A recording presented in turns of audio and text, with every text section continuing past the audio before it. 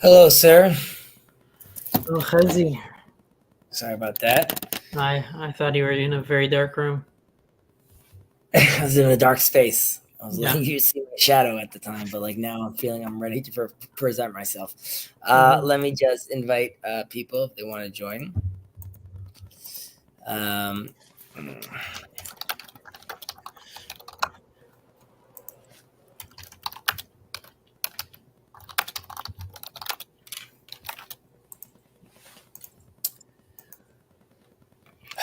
all right. How are you doing? I am doing well, all things considered. Um, Family's doing well. Work is going well, thank God. Mhm. Um, Getting anxious a little towards the move, my move out of Jerusalem and into my new place. Mhm. So that's happening. Not anxious really about the move, more anxious about like the physical move, all the family, the kids, just like the logistics of like that, Yeah. all of that. So that is what to consider over there. On a as a Israeli civilian and a person of the world, I'm quite saddened by the situation we have right now. I've been Mhm. having a bit of a tough week this week. Just like I'm just not really happy where we are. I mean, I try to remain optimistic, but Mhm. it looks like we're doing mistake after mistake, so that's quite frustrating. Um, but I try to remain optimistic. Yosef shared something on the Discord that made me very sad.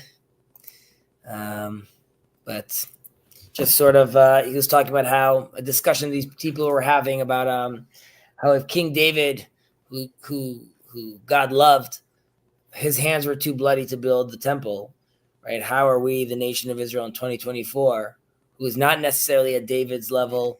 How are, with all the blood on our hands right now, right? How could we be ready for a redemption, so to speak? Mhm.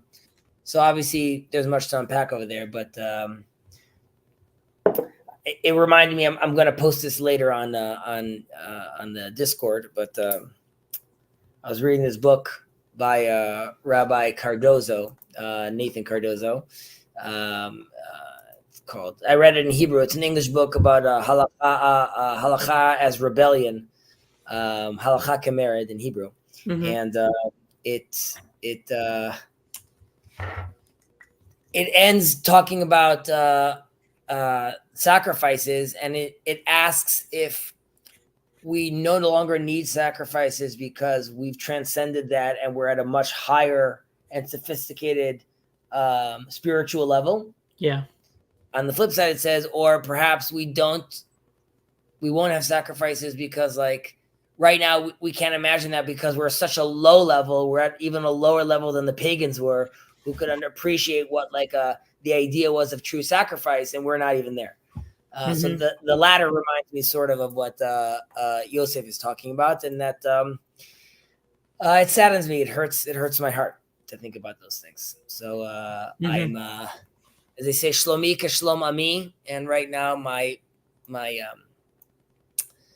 nation is in pain, and I'm in pain. So Mhm. that's sort of where I'm at. How Yeah. was Chag though? The Chag was. Yeah, I was at my sister's, so it was nice to be with family a little bit. In New York? In New York, in New Jersey, New York. Um, But you said this time it was a different seder though, no? Because usually they don't host, and now they hosted. Like, wasn't it like a first time for people or well, no? first time in the U.S. for them because they moved to New Jersey last summer. So, if you don't mind me asking, how was that? How was the seder, and how do you feel it was any different for you from where you were last year to where you were today? And do you feel like your change was present at the seder? Um, Not as much, honestly, because it was. I didn't. It was it was a big. Like there were a lot of people, Gotcha. It and wasn't there were. like intimate family. Yeah, it wasn't. It was more. Yeah, it was. bringing different people in, and there are a lot of, and it was kind of nice. I mean, I think that maybe hopefully I enabled it in a certain way to move to be a little bit more organized and more intentional. But it was Okay. it was nice to have people, and like there were a lot of kids, and we tried to like make it a little interactive for them as well. So Good conversations to be had. Mildly, it wasn't too much. It wasn't like too. It was more just hosting people and seeing. Like there are parts of my family that I haven't seen for a while. They're like So American. it's always nice to reconnect. Yeah, so it was mostly about that, unless necessarily about the holiday itself. Even though the Seder Dagada was there, but yeah. You know, like the Jeff Chattings are like the original rabbis sitting in Bnei Brak, and they had to be reminded that it's like Zman L'Kriyat Shema, because like after like a 7-hour split with Jacob, he's like, it's morning time. You got to get to work. All right. Okay, so is this where we were? Yeah, this was the last one that we did. Right. The difference of what we learned from Achitofel, even though we only learned 2 things from him, and he also wanted, he also did not want for the benefit of David. Nevertheless, David still saw him this way. So how much more so when someone that we actually like gives us ideas? We got into that. We got into just like the one word or the one thing that we learn from every single person. So of course we have to show them respect, and all these good stuff. Yeah, this was like all of these are sort of I don't know. To be honest, this is not my favorite parak, but yeah, I mean, the first section. It seems like maybe there's like 3 sections here. The first one is like Miu Chacham Alomed Mikol Adam. It kind of echoes that. Like David learning from we're focusing on the studier right now, right? So like we already spoke about the if the last 5 were the last 4 were more like sort of bird's eye view of like how the interactions should be, then 5 was more of like a breakdown of like those numbers of the 4, the 7, the 10, just like looking at things from like a more transcendent perspective. And now we're pushing right down into the individual, all the way to like the one thing you learn from him, the one word you will learn from him, or like you were mentioning earlier, like how they're behaving. So I think, well, what's number 4? Number 4. Right. Okay. So now we're even going further into the conversation about the Torah itself. Okay, and how it's being studied. All right. So do you want to take it away? Yes, I'll take it away. כך היא דרכה של תורה. פת במלח תאכל, ומים במשורה תשתה, ועל הארץ תישן, וחיי צער תחיה. ובתורה תעמל, אם אתה עושה כן, אשריך וטוב לך. אשריך בעולם הזה, וטוב לך לעולם הבא. Okay. And so in English, go ahead. So take it away. Such is the way of Torah. Bread with salt you shall eat. Water in small measure you shall drink. And upon the ground you shall sleep. Live a life of deprivation and toil in Torah. If so you do, fortunate you are and good is to you. Fortunate are you in this world, and it is good to you in the world to come. Right. So pat b'melech tochel, I'm sure you've heard that before. It's like something that people use, like say a lot of if they're working hard, or like, like I don't need much. I just need like, this. So like that's always something people use. Yeah. And off the bat, it's quite extreme, but it's sort of framing it to us that basically, in a certain sense, the more you have in this world, the less connected you are to it in a certain sense, right? Like here it's saying you need to strip yourself down, and only then can you really connect to the Torah. It's interesting though.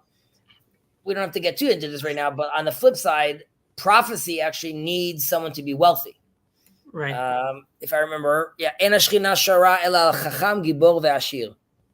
Chacham gibor ve'bal koma. Yeah. So and the Gemara talks about how Moses became very wealthy when he had the I don't know if it's a sapphire stone, but the Midrash talks about that the tablets were made out of like this precious stone, and there was left over for it, Moses got to keep. There's another Midrash that he ends up making his wife like a wedding ring out of it, and that also causes the jealousy behind what happens with Korach. There's like a whole Midrash on that.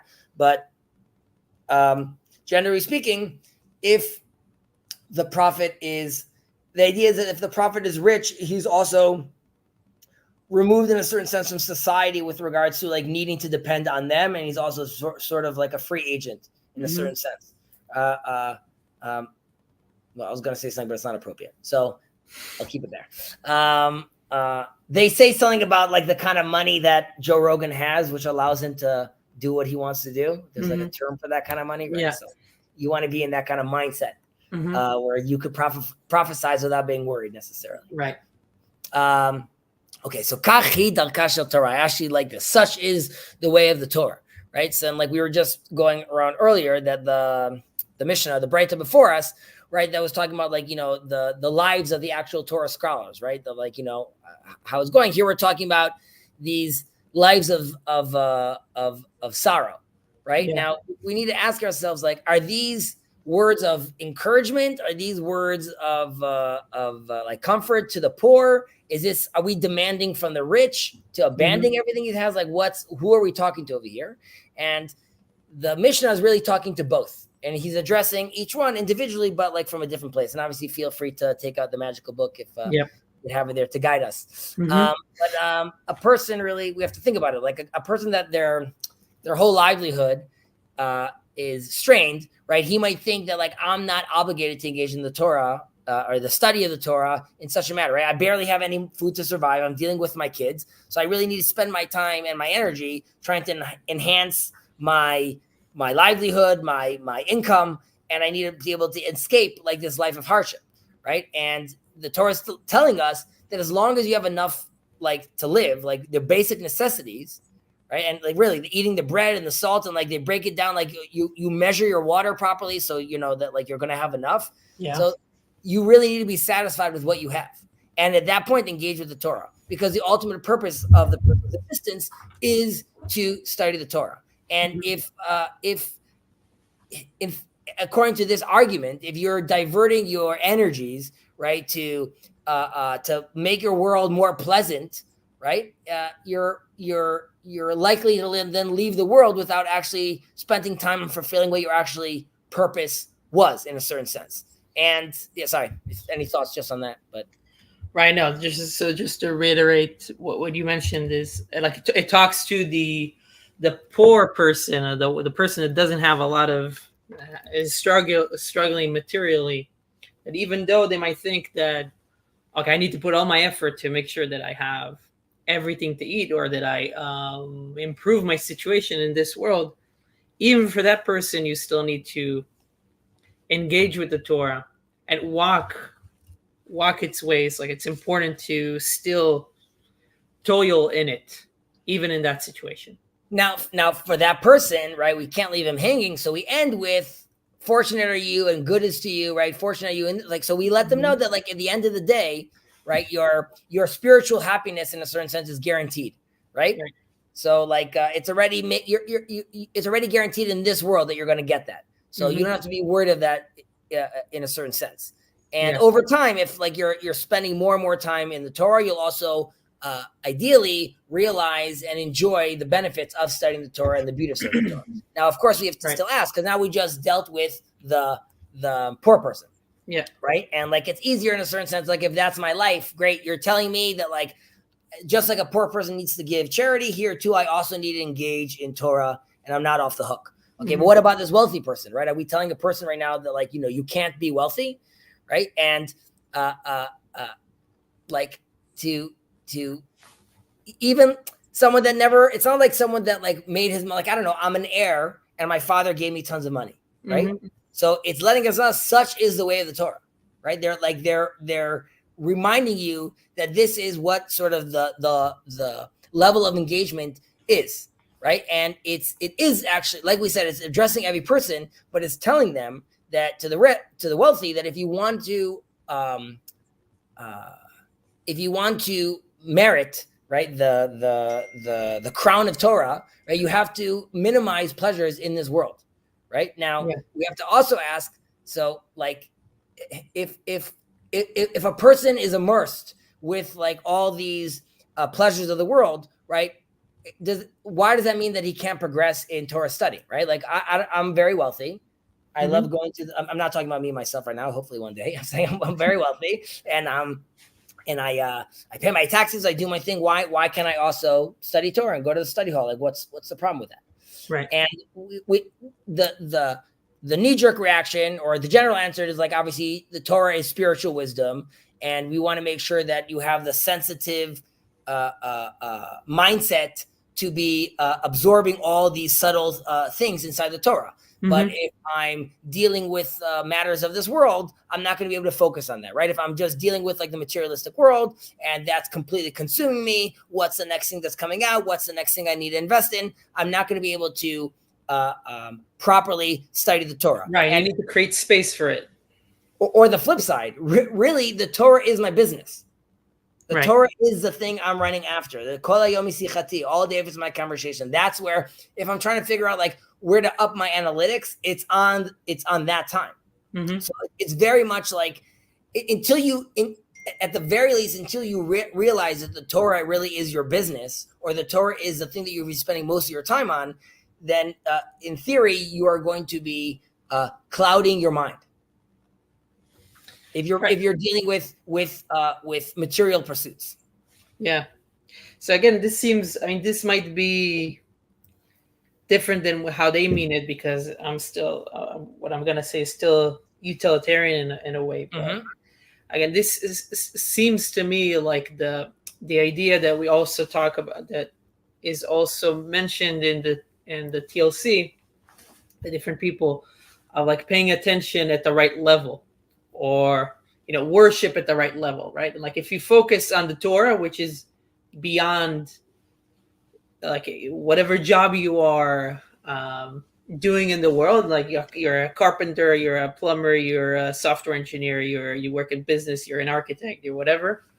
Torah is beyond that, and you engaging with that would also enable you to then suddenly see more in, or be more at least attentive, if not successful, in your other dealings, whether it's your family life or business life. So it's really just paying attention, or like focusing on that higher level, or at the right amount, so that then you can it gives you the space to actually. I think it would be healthy also to look at this with the eyes or the prism that we gave, or the interpretation we gave of stopping to bless a tree, right, in the middle of my learning.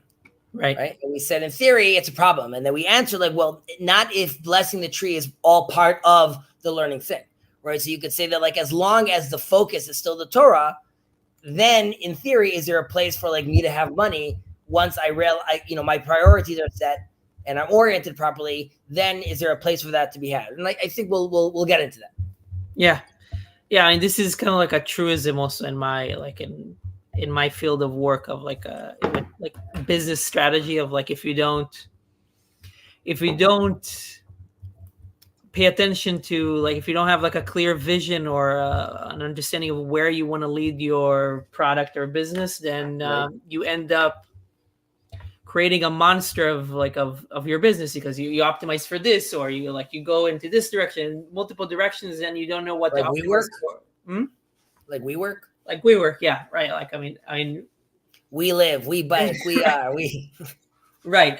So there's something about being mindful of like the clear value, goal, objective that is leading you, right? So yeah. Okay, so just again breaking down, I think it's important to break down. It's not such a long Mishnah, but just break down the words they're using over here. So Right, I again, have something on that too. when it doesn't only just say this is the way of the Torah, this is the way of the Torah, and then it like warns us, right? Pat b'melech tochel, right? You're eating this bread with the salt, and we need to ask, like, okay, so is it saying that we need to specifically eat bread and salt? Like, is that like no more Kellogg's? Like, do I need to just like eat this, and I have to sleep on the ground?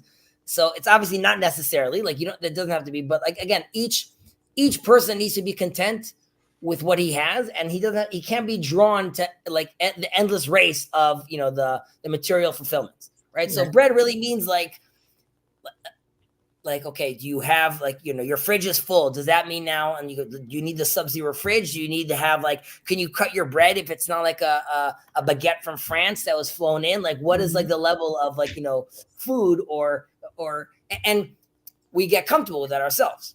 Right. And also like, it's sometimes us hard to differentiate. You could be like, okay, I agree. From now on, I'm just going to be focusing on Torah, but like the coffee shop is next to my house. So like, there's no reason why I can't go there. And the idea is like, well, that's the time you're spending going there, right? Like if you really are okay just making coffee in the house, why do you need to go to the coffee shop? Like to get like, cause it's the freshly brewed and things like that. Okay. So like, so not the freshly brewed. And that doesn't mean like you could then get it inside the house. Like obviously there's room for all these things. But again, the idea is, and it's very easy for us to say this because we live in a world where, that's what we're being sold to all the time, right? The Starbucks, where you should be living your life inside the coffee shop. And like, but like, it's all about that experience, which is all taking you away from like what you actually want to be focusing on. Yeah. So we obviously have to realize that like, we really have to be ready ultimately to dedicate our time to the Torah, and not just do like the bare minimum, right? And this is very much like it's like this is what we talk about the yoke of the Torah, but this is with great power comes great responsibility, right? This is a great blessing from God that He gives us to participate in His Torah. And the Torah is your labor, right? That's what we really need to be doing. I'll just mention over here that one other point, that what's unique about Judaism, I want to open this up, but there is in Jungian psychology and his Talmid Muvhak, Eric Neumann, who's fantastic, which I definitely recommend reading his books. Specifically his roots on Jewish consciousness, his roots on Jewish consciousness, 2 volumes, one on Chassidut, the second volume is Chassidut. But basically he talks about how when he talks about it in his just book on consciousness, he talks about the hero in the Jewish context. It's the tzaddik. The tzaddik is the hero, and there's fighting the mother, and there's battling the father, and there's like connecting back to the land, and there's like a whole game he plays over there. But either way, he talks about how the pattern repeats itself constantly in all the other myths in the world about fighting the dragon and slaying the dragon, all those stories that we have to deal with, like the Pinocchio story that Jordan Peterson talks about, going down to the belly of the beast, the transformation, fighting him. That's when you become the tzaddik. It's interesting that in the Bible, though, and interesting, it's also built in. It's also purposely that, yes, there are hints to some of like the epics of Gilgamesh and things like that, but it's all very much human on human. There's no Saint George fighting the dragon. Yes, we have the snake in the Garden of Eden, but besides that, there's almost no interactions of men struggling with some other like creature. It's either be with another man, like Esav and Yaakov are fighting with each other. Yes, you have like the angel, but like that's why the angel is such a. It is mentioned as like a very weird scene because it's so.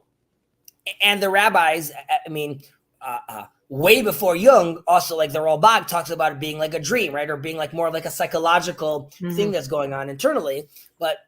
Specifically in Judaism, and this just relates back to what I was saying, that it's like great power comes great responsibility.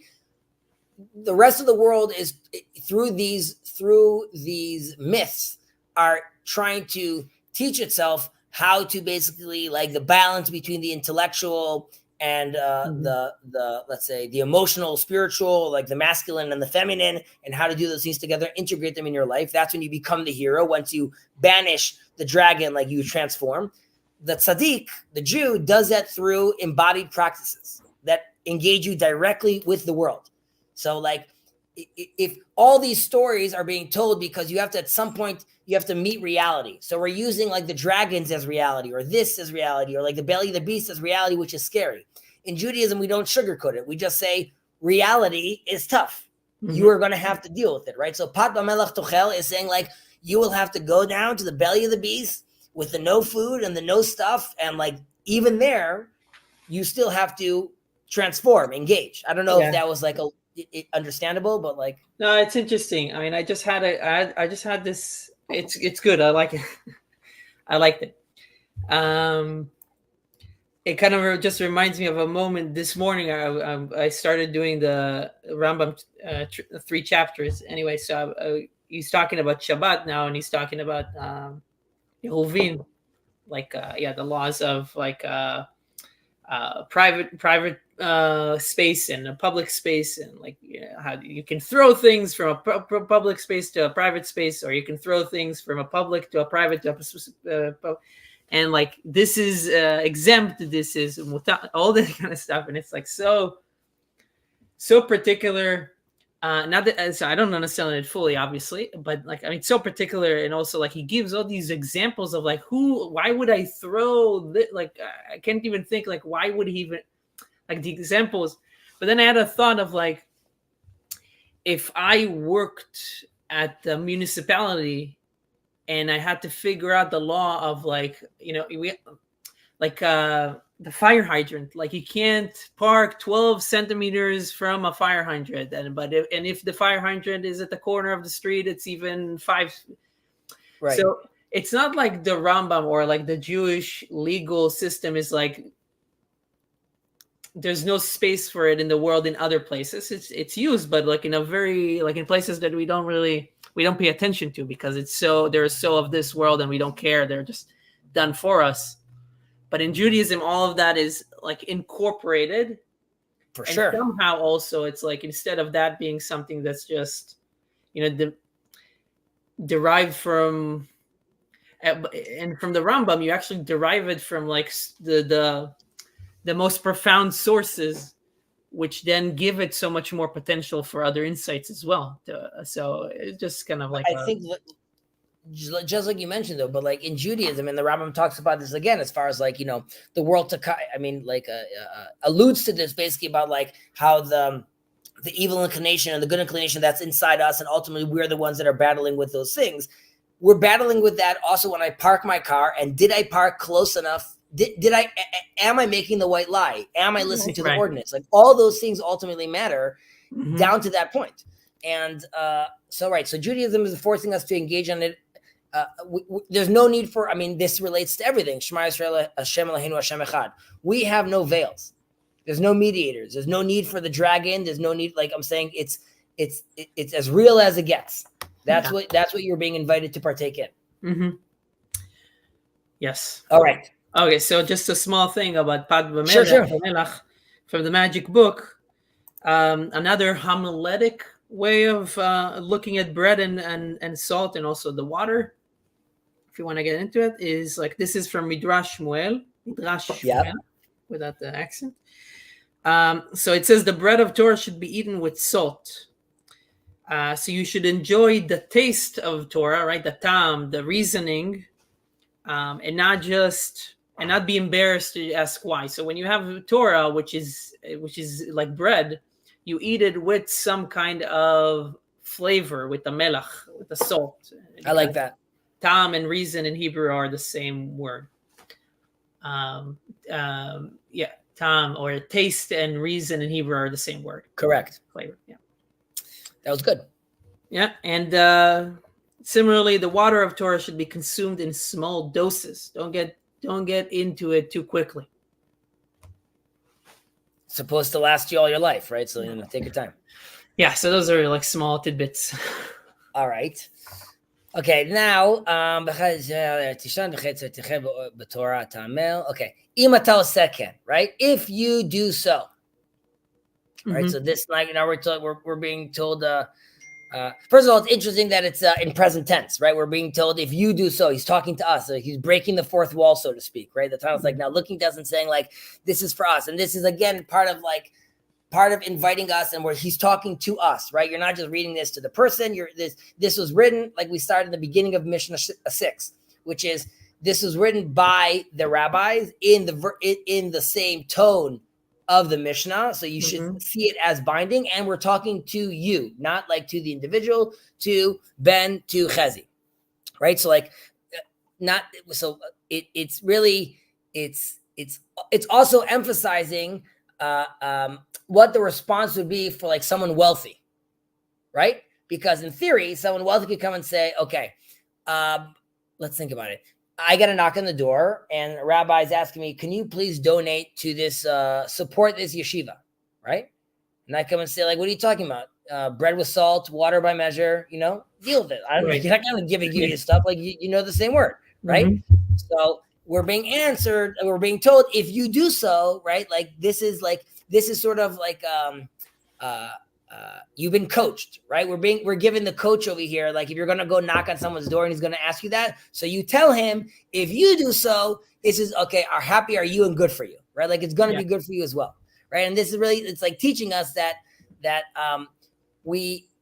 everyone, first of all, should and we said this earlier, according to like his ability and his level, right? And we can't be demanding from others like what others don't have, right? Like, so we have to, and that's, you're getting close to like practicing and preaching, right? Like, if they don't have anything to do, who are you to tell them to do those things, right? So we, and if you, Mr. Wealthy, are not eating bread and salt and sleeping on the floor, don't be telling these yeshiva students, like, why would I donate for them? Because like, you're not doing that. So, obviously if you're already in that position that you are wealthy, and we're assuming that you're controlling for all those issues, right? Of like that not being the focus, not working on. So at that point, yes, obviously you should give from your wealth and your possessions to supporting the Torah. And then obviously you're supposed to be filled with jubilation because you are participating in the labor of Torah, of course. And that's what we say, Ashrechem v'tov lachem, Ashrechem ba'olam hazeh, v'tov lachem ba'olam haba, right? So like you're being blessed. You're being blessed here. Obviously in the world to come, you're going to get your credit, but you're being promised your spiritual good over here.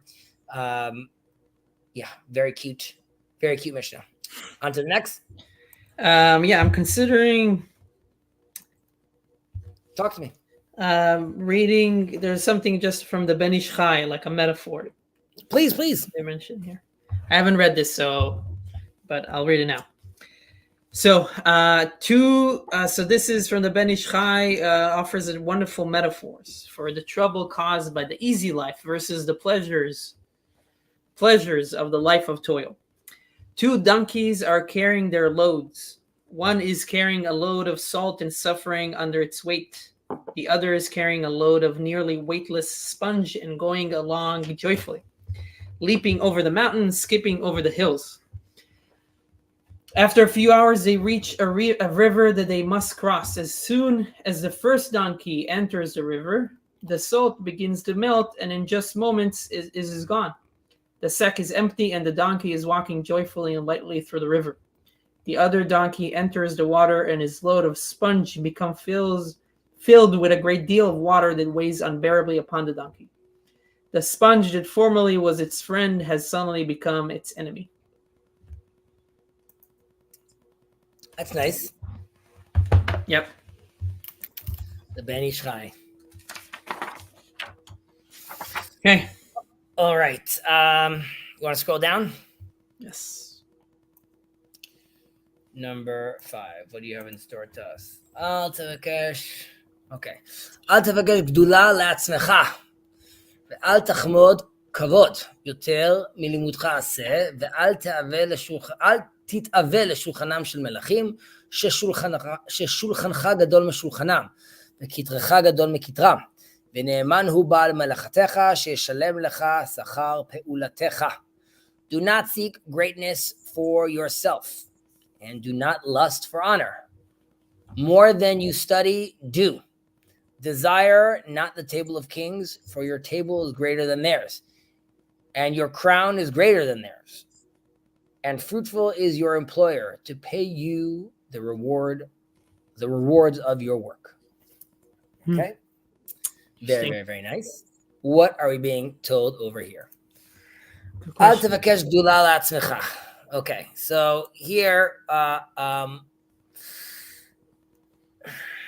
do I want to frame this? Should I talk about the table and the crowns? Well, yeah, sorry, go ahead. I guess I can start maybe with something because I just listened to it yesterday. Sure. Go ahead. And probably I'll gather my thoughts. Yeah, you'll probably talk about this, but just as an anecdote, I was listening to something from Elie Wiesel. It's Holocaust Memorial Day in Israel, and I guess like at least so I was looking at some Holocaust related material.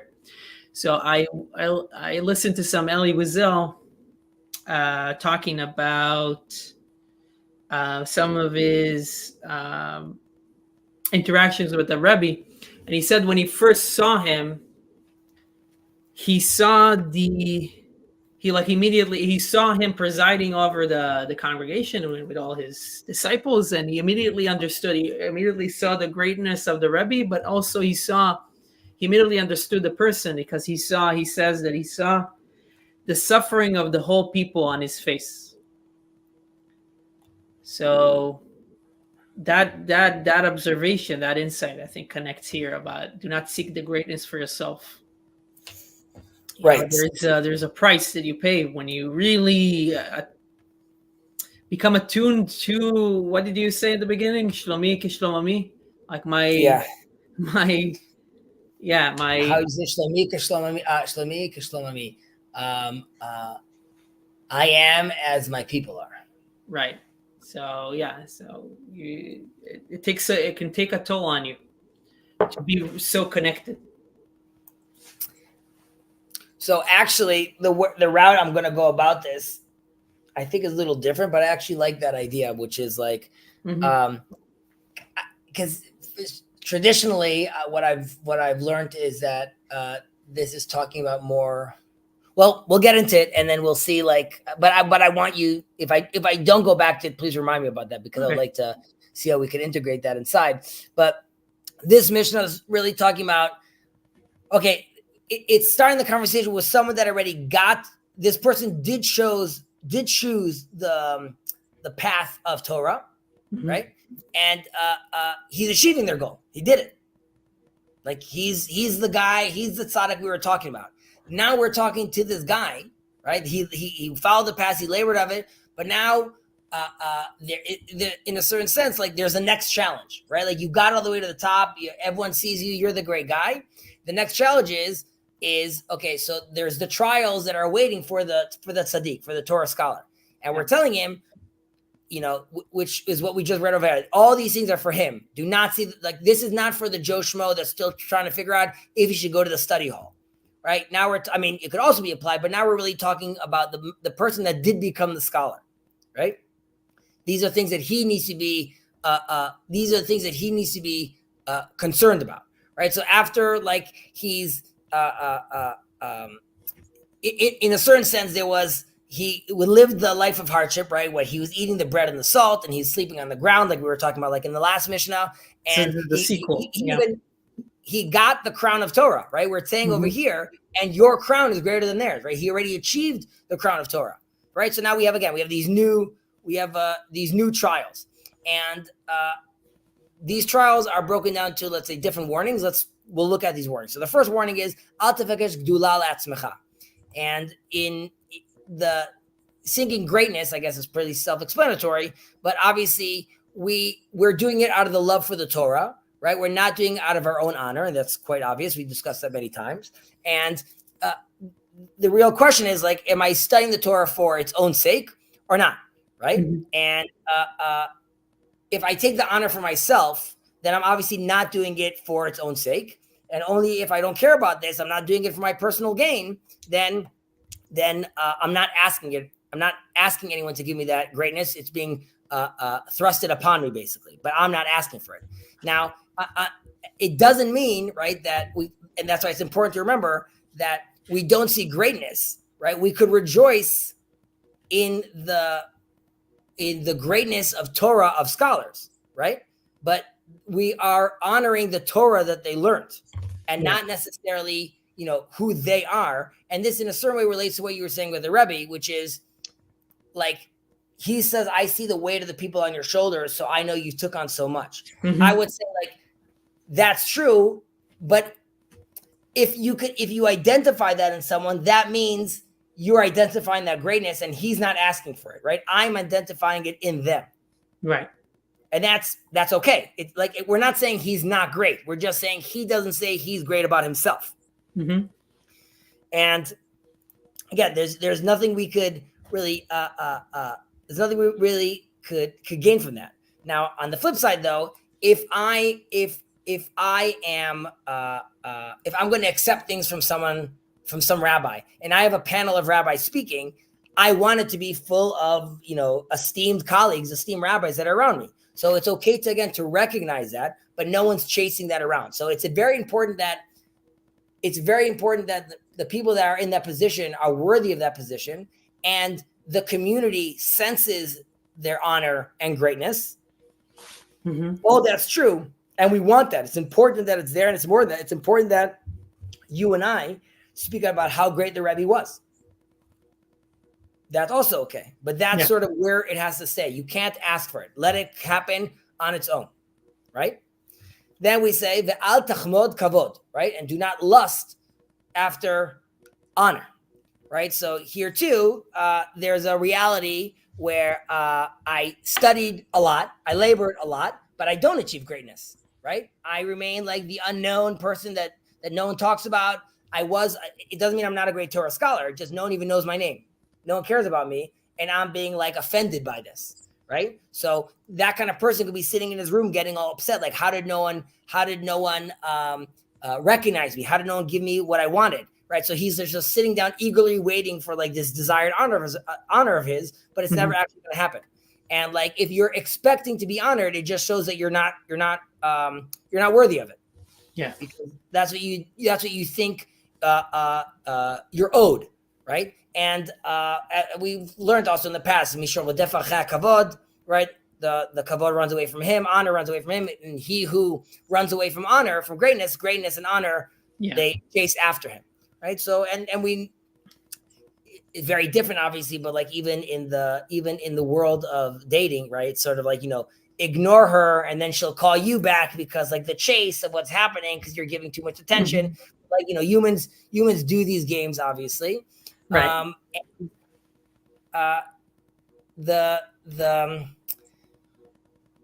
Also the people that are chasing honor and greatness or power, they're not realizing where their aspirations are going to take them ultimately. And the people that are not chasing at it, they'll realize that they're honored and loved once like people around them have already been galvanized, and you can see you're building something a lot healthier than running after this and trying to turn it into something specifically that you think you're supposed to get. And then we're told another thing is, יותר מלימודך עשה. More than you study, dude. This is very embodied, touch grass, not talky, be there, right? So it lets us know that it's the Mishnah is urging us to implement the knowledge into practice. Right. If you have you have to take the substance. I'm blanking on the word right now. Substantive? No, I don't know. The substance of. No. Oh man, come on, Chazi. Forget it. I'm nervous. I'm going to screw it up again. You got to take your wisdom and you got to take it, and even things that exceed your wisdom or exceed your knowledge, and actually try to act. Go out there, jump in like Nachshon ben Aminadav into the deep water. Okay, you have to do that. Now, you could of course ask, how do I fulfill more than I know? And the answer to that will be that, which is like naturally, once you are studying for Torah for its own sake, right? You take it very seriously. Sometimes you take it more stringently. You try to beautify it, and by doing that, obviously, slowly you start doing more than just what you learned, right? You learned up until page 6. Now you jumped in, and then naturally you start moving on to page 6, 7, 8, 9, 10, just because of the way you're interacting with the Torah yourself. Yeah. Anything that the book has to add, or we'll keep on going? You're hitting on all the things. Yeah, I mean, Rashi offers, like you said, the pshat interpretation of doing more than you do more good deeds than your knowledge, right? Than what you study. Right. There is somebody that this is long, right? Yeah, others have.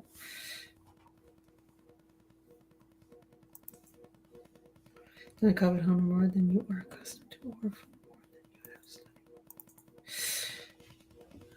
You tell me. There are some. They said that some people connected to the previous statement do not covet or lust for honor more than what you have studied for. Okay, so basically saying if I'm in high school, right, I shouldn't be coveting spiral dynamics, right? I should understand that like this is not where you are right now. Mm-hmm. Okay, sure. Yeah. I hear that. I accept. Al tit'aveh l'shulchanam shel melachim, right? We said that we don't want to. So there's a whole game over here with the crown and the table. Don't desire the table of the kings. It makes me think of the round table of King Arthur. Yeah. But right, obviously the table symbolizes wealth, just like we said earlier. The crown is would be a symbol of kavod, honor, right? Yeah. So that's like what we were saying earlier, right? So I have wealth and I have honor.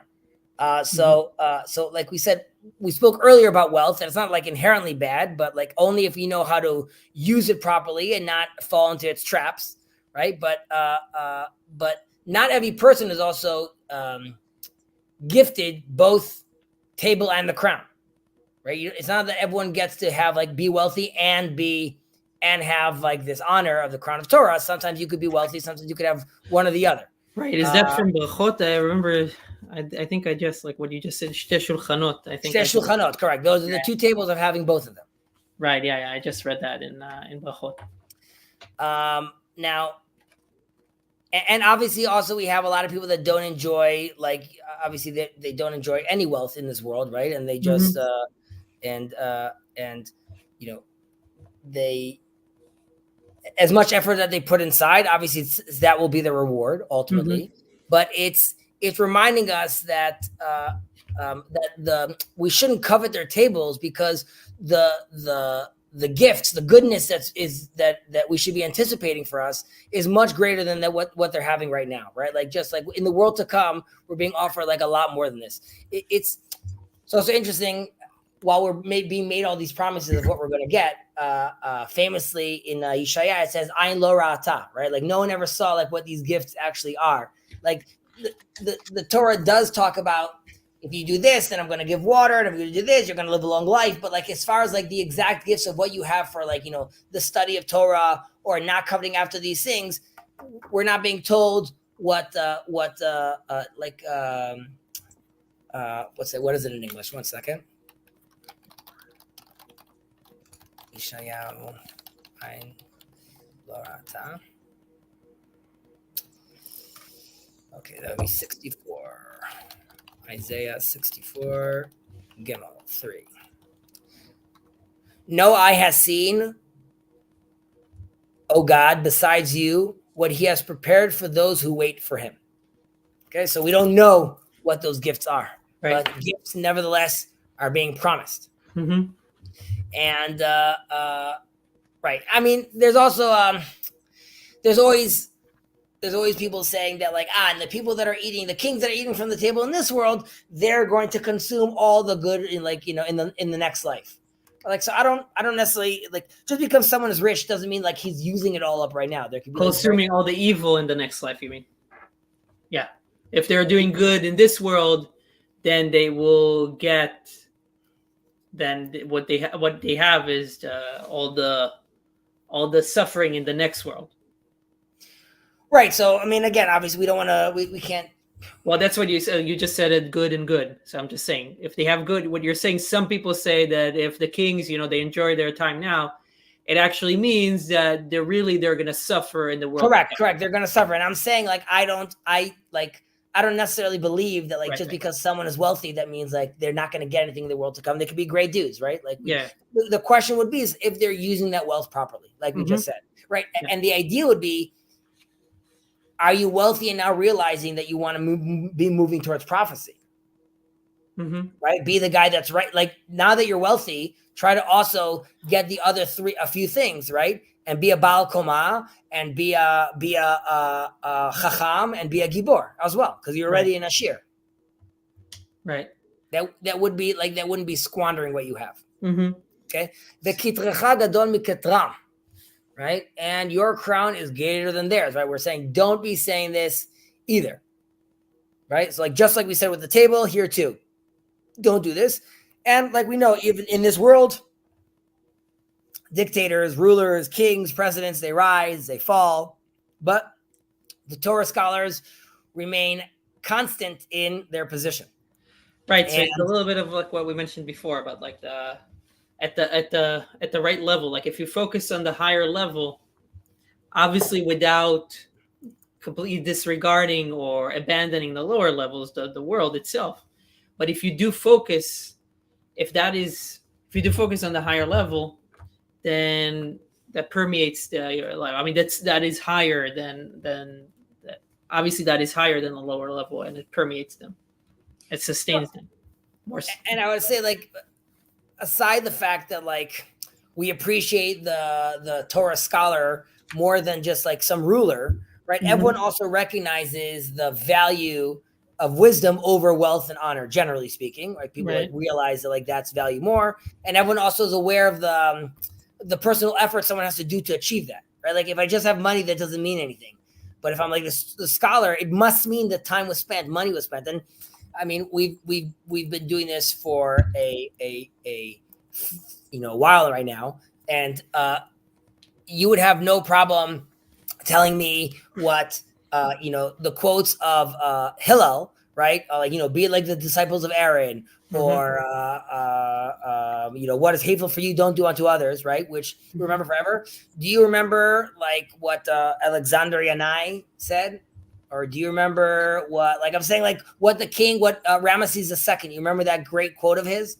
So the answer is like, no. And like, yes, things are written. You could go there and you could be like, he said X and he says Y, but it is so clear that like in the long term, if you think about it, like in the long-term perspective, if we're thinking about things from like a marathon point of view, that like the words that the Mishnah is telling us are clearly evident, right? Which is like our table, like your table, like the tzaddik, the scholar's table is greater than theirs, and the crown is greater than theirs, because ultimately these people disappear.